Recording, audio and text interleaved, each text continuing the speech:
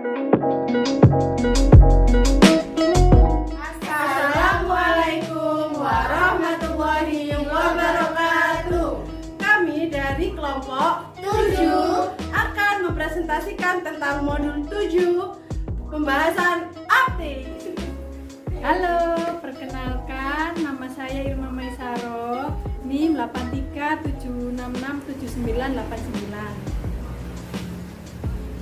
Hai, nama saya Mita Ayunda, NIM 8376678892.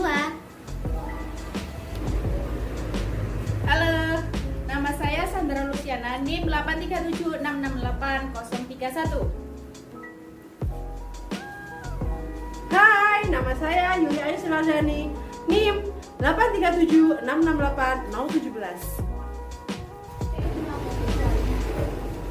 Hai, nama saya Zulfa Fauzia Rahmawati, NIM 8376681128. Sebelum kita memulai praktikum, kali ini kita akan menjelaskan sedikit tentang pengertian optik. Apakah yang dimaksud optik?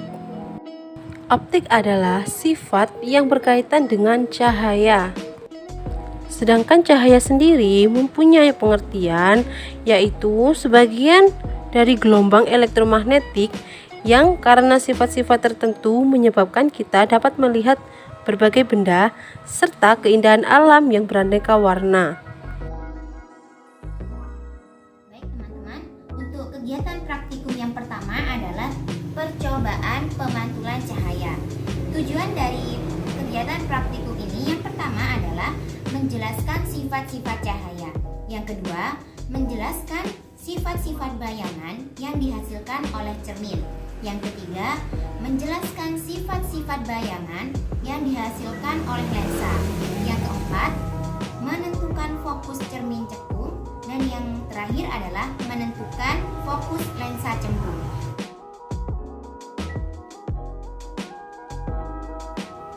Yang pertama adalah cermin datar, yang kedua cermin cembung, yang ketiga cermin cekung, yang keempat lampu senter, yang kelima busur derajat, yang keenam kertas putih, yang ketujuh lilin, yang kedelapan layar atau tabir kertas, dan yang terakhir adalah celah cahaya. Percobaan yang pertama adalah percobaan pemantulan cahaya pada cermin datar. Untuk langkah-langkahnya, yang pertama adalah susunlah lampu senter dan celah cahaya di depan cermin datar, seperti yang sudah kita rangkai di depan kita. Lalu, yang kedua, nyalakanlah lampu senter dan amati dengan baik jalannya berkas cahaya pada saat sebelum dan sesudah mengenai cermin datar.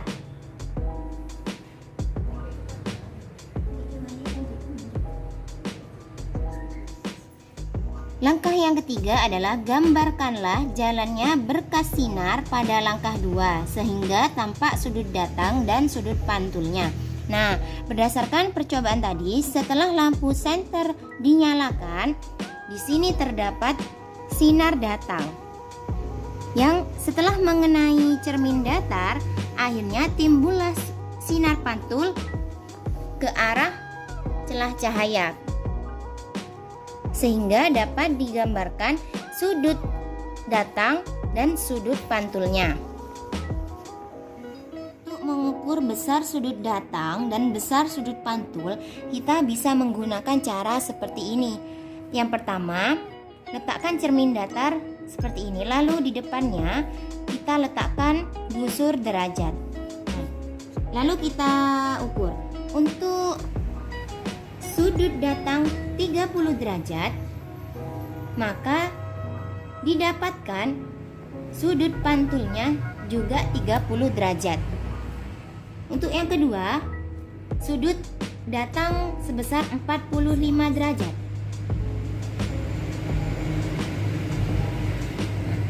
Juga didapatkan sudut pantul sebesar 45 derajat. Yang ketiga, sudut 60 derajat. Maka juga didapatkan sudut pantulnya adalah 60 derajat. Yang keempat keempat, sudut 70 derajat. Maka juga didapatkan sudut pantul sebesar 70 derajat. Lalu yang kelima adalah sudut 80 derajat. Juga didapatkan sudut pantulnya sebesar 80 derajat. Maka dapat disimpulkan bahwa besar sudut datang sama dengan besar sudut pantul. Untuk menentukan sifat bayangan yang dibentuk oleh cermin datar, kita bisa lakukan yang pertama, letakkan sebuah benda, dalam hal ini adalah lilin, di depan cermin datar. Dan amati bayangannya selama benda itu Anda geser-geserkan di depan cermin datar.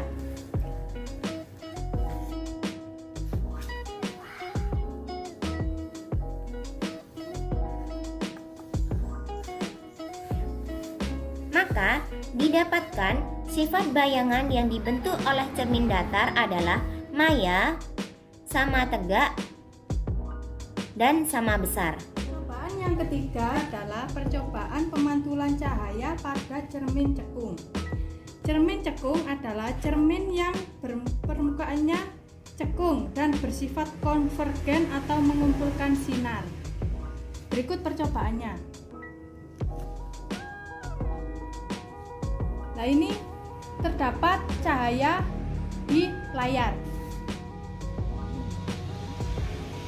Ini membuktikan bahwa cermin cekung bersifat konvergen. Susunlah alat yang terdiri dari cermin cekung, lilin, dan juga layar. Nyalakan lilin dan amati dengan baik jalannya berkas cahaya pada saat sebelum dan sesudah mengenai cermin cekung. Gambarkanlah jalannya berkas sinar pada langkah 2 sehingga tampak sudut datang dan sudut pantulnya serta bayangan yang terbentuk. Catatlah sifat-sifat bayangan yang dibentuk oleh cermin cekung. Sifat bayangan cermin cekung adalah nyata, terbalik, diperbesar. Aturlah jarak benda atau letak layar agar pada layar terbentuk bayangan yang jelas dan tajam. Selanjutnya ukur jarak benda dan jarak bayangan. Jarak benda adalah jarak dari cermin ke lilin. Jarak bayangan adalah jarak dari cermin ke layar. Jika benda di depan cermin cekung terus digeser menjauhi cermin, maka jarak tertentu bayangan benda akan menghilang atau tidak tampak. Apabila jarak benda semakin jauh, maka jarak bayangan semakin semu. Ukur jarak benda dari cermin cekung pada keadaan tersebut. Berikut percobaannya.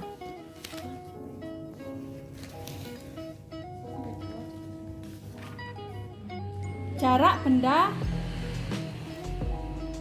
yang pertama, jarak benda 6 cm. Kita ukur dulu 6 cm. Kemudian yang didapatkan jarak bayangan adalah 32 cm. Yang kedua adalah jarak benda 10 cm.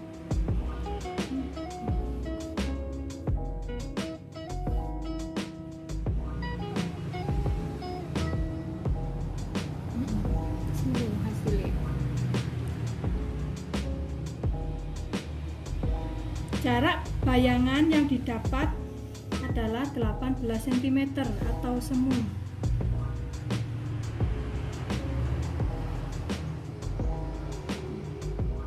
Yang ketiga adalah jarak benda 4 cm.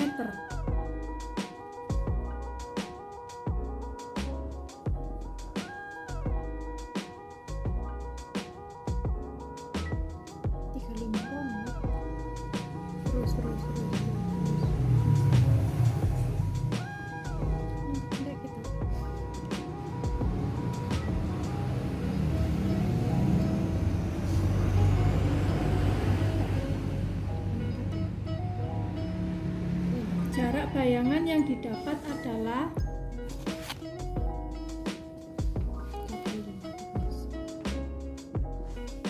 32 cm. Selanjutnya, jarak benda 11 cm.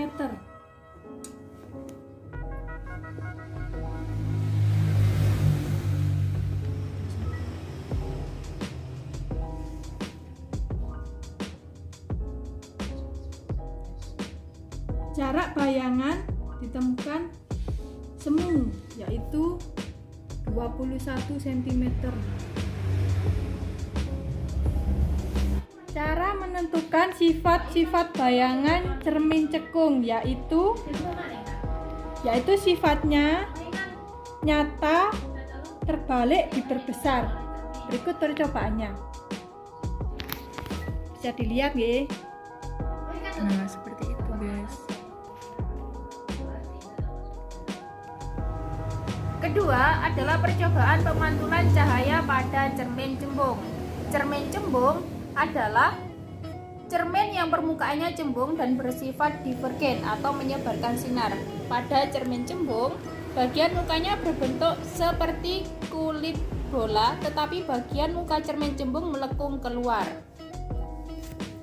Berikut adalah pembuktian sifat divergen pada cermin cembung. Nah, bisa dilihat dari percobaan ini bahwa sinar yang dipantulkan oleh cermin cembung ini adalah menyebar, sehingga disebut dengan divergen.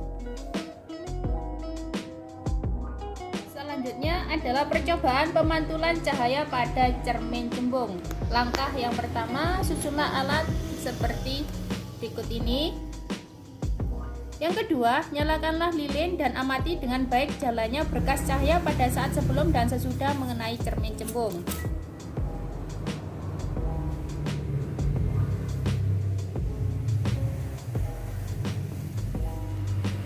Ketiga, gambarkanlah jalannya berkas sinar pada langkah kedua sehingga nampak sudut datang dan sudut pantulnya serta bayangan yang terbentuk.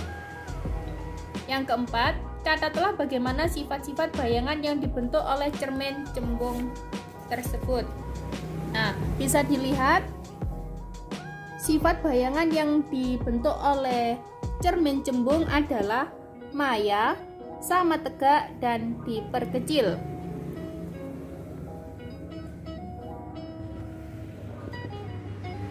Kegiatan praktikum 2, lensa cembung dan cermin cekung. Tujuan praktikum ini yaitu setelah melakukan kegiatan dalam percobaan ini diharapkan Anda dapat 1. Menentukan jarak titik api lensa cembung. 2. Menentukan kekuatan lensa cembung. 3. Menentukan jarak titik api cermin cekung. Alat dan bahan yang kita perlukan yaitu 1. Meja optik lengkap. Karena kita tidak mempunyai meja optik, kita ganti dengan matras. Yang kedua, lensa cembung. Yang ketiga, cermin cekung. Yang keempat, layar. Yang kelima, sumber cahaya atau lilin. Prosedur percobaan. Yang pertama, percobaan lensa cembung. Langkah-langkah percobaan lensa cembung. A. Susunlah lensa pada dudukannya dan letakkan di antara layar dan sumber cahaya. B. Nyalakanlah sumber cahaya, kemudian aturlah posisi benda dan lensa agar pada layar terbentuk bayangan yang paling tajam. C. Ukurlah jarak benda dan jarak bayangan. D. Ulangi percobaan beberapa kali dengan kedudukan benda yang berbeda.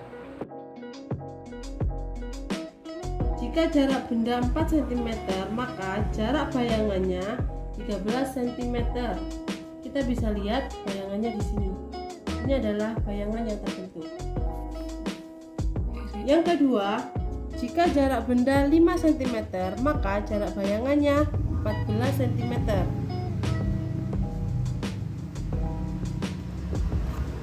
Bisa dilihat di sini jarak bayangan yang terbentuk.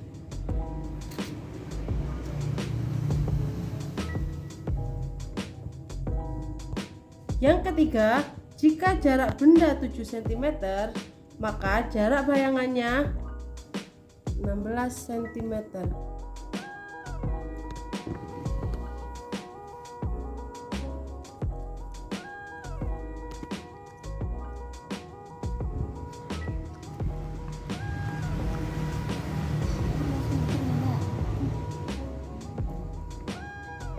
Jika jarak benda 3 cm, maka jarak bayangan adalah 12 cm.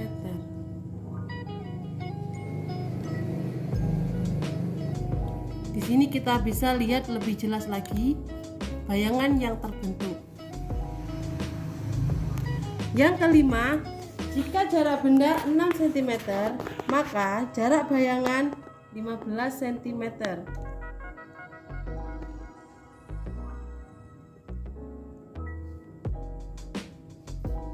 Selanjutnya kita ke percobaan kedua, yaitu tentang cermin cekung.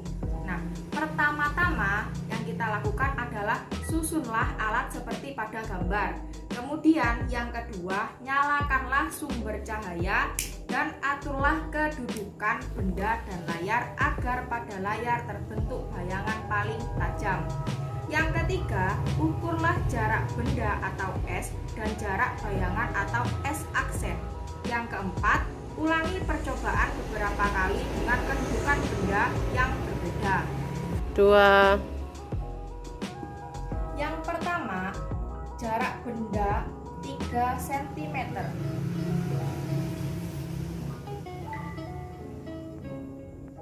Maka diperoleh jarak bayangan 13 cm. Nah, untuk jarak benda 3 cm, maka diperoleh jarak bayangan 13 cm.